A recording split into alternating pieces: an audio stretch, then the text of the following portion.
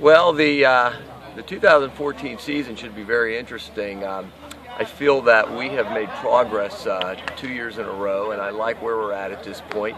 I think we're definitely going to be better.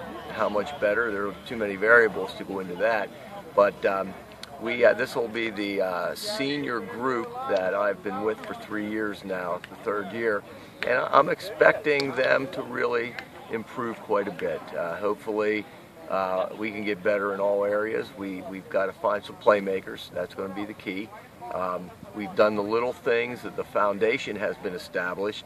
We've got a very solid foundation, and now we got to take the next step. We got to get to the next level, and sometimes that's the hardest thing to do.